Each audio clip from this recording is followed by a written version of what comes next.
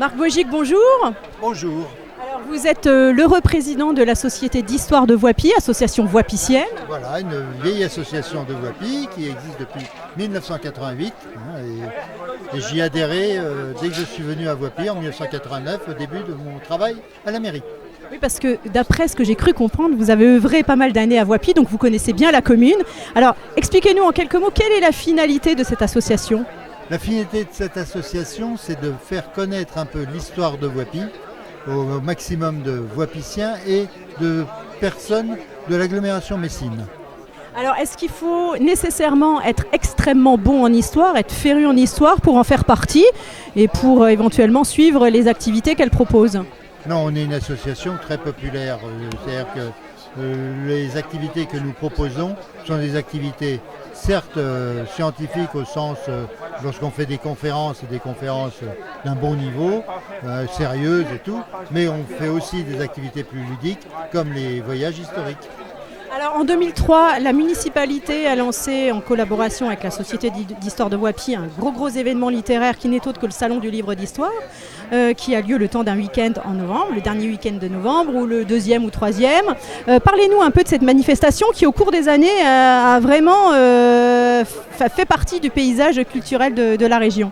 Oui, c'est vrai qu'on a commencé, non pas modestement, parce que notre premier parrain était un historien très connu et qui avait marqué le paysage historique français. Mais le public a mis un peu de temps à venir, mais pas longtemps. On a eu très vite un gros succès populaire, surtout en s'appuyant sur l'ensemble des associations historiques du pays messin et sur les auteurs locaux. On a toujours quand même à peu près la moitié des auteurs qui sont des auteurs qui viennent du coin, de la Lorraine, de l'Alsace, etc. Et même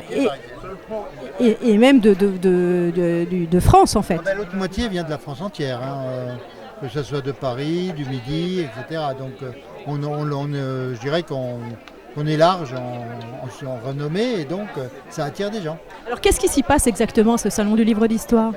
Le principe, c'est de faire rencontrer des auteurs par leurs lecteurs.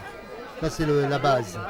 Mais autour de ça, on a des manifestations culturelles, donc des conférences que tiennent les historiens qui sont invités à partir d'un thème qui est retenu chaque année sur le salon. Par exemple, celui du salon de cette année, on parlera de la Troisième République, des débuts de la Troisième République. Vous nous donnez déjà le thème de... Voilà, alors allez-y. Vous avez la date et le thème de ce salon ? Oui, j'ai la date, mais en novembre, on confond toujours les semaines. C'est la semaine qui va suivre le 11 novembre. Donc troisième samedi dimanche de novembre. Alors cette manifestation a toujours un parrain. Est-ce qu'on sait déjà qui a accepté de venir à Voipy ou c'est un petit peu trop prématuré d'en parler ? Non, on le sait, il a accepté, il nous a confirmé sa venue.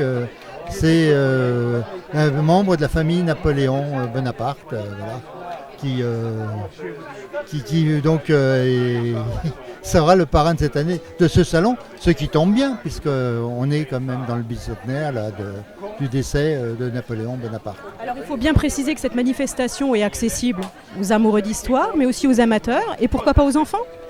Aux enfants, c'est des fois un peu plus difficile, malheureusement, parce que on n'a pas encore réussi à monter ce que je voulais faire au départ, c'est-à-dire un salon de la BD historique, qui aurait été plus ludique pour les enfants, voilà.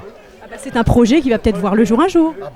Oui, parce que j'ai entendu que le département se proposait de nous aider. Alors on va s'adresser au département, puisque la commune ne peut pas porter tout financièrement.